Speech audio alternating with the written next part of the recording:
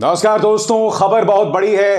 राहुल गांधी की 2 साल की सजा को गुजरात हाईकोर्ट ने बरकरार रखा है। याद कीजिए, मोदी सरनेम के बारे में उनका विवादित बयान और यह मामला गुजरात हाईकोर्ट के सामने था। जज साहब ने अपना फैसला सुना दिया है और उन्होंने कहा है कि मैं राहुल की अपील को खारिज करता हूं।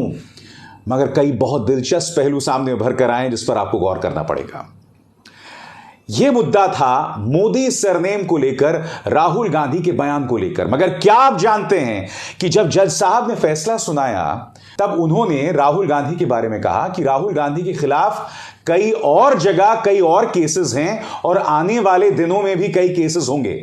मगर सबसे दिलचस्प बात, उन्होंने यह कहा कि कैम्ब्रिज में राहुल गांधी ने वीर सावरकर के बारे में जो बयान दिया था, उनके पोते ने भी राहुल गांधी के खिलाफ केस करने की बात कही है।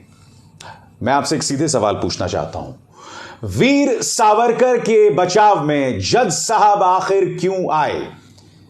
वीर सावरकर का, विनायक दामोदर सावरकर का आखिर इस मामले से क्या लेना देना है? आखिर जज साहब यह कहने का क्या प्रयास कर रहे थे?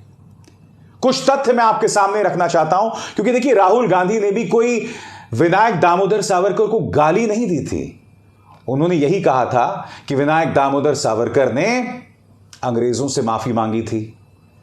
हकीकत यह भी है कि उन्होंने दर्जन बार अंग्रेजों से माफी मांगी थी और माफीनामे में यह भी कहा था कि मैं अंग्रेजों का वफादार नौकर हूं। तो बड़ा प्रश्न ये कि जो बात राहुल गांधी ने कही, उसका जिक्र जज साहब अपने फैसले में क्यों सुना रहे हैं? वो फैसला जिसमें राहुल की अपील को खारिज कर दिया है, इसका अर्थ क्या हुआ मैं आपको बताता हूं। अब अगले 1 हफ्ते में इस मामले को चुनौती सुप्रीम कोर्ट में दी जाएगी।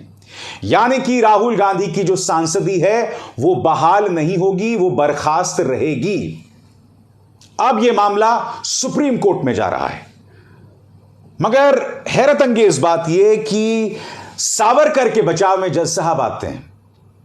मैं जज साहब से पूछना चाहता हूं कि विनायक दामोदर सावरकर ने अपने बयान में यह भी कहा था कि सुभाष चंद्र बोस की INA का, इंडियन नेशनल आर्मी का विरोध किया जाना चाहिए और अंग्रेजों की सेना को सपोर्ट किया जाना चाहिए। क्या विनायक दामोदर सावरकर ने भारत छोड़ो आंदोलन का साथ दिया? हिंदू महासभा या जिस विचार से सावरकर इत्तेफाक रखते हैं, उन्होंने मुस्लिम लीग जिन्ना के साथ बंगाल और सिंध में सरकार बनाई थी। तो ऐसे में विनायक दामोदर सावरकर के बचाव में जज साहब क्यों आते हैं? दोस्तों, मैं आपको 2 और जानकारियां देना चाहता हूं और मैं स्पष्ट कर देना चाहता हूं कि इन दोनों जानकारियों का आज के इस फैसले से कोई लेना देना नहीं है। आपके स्क्रीन पर दोस्तों यह खबर है द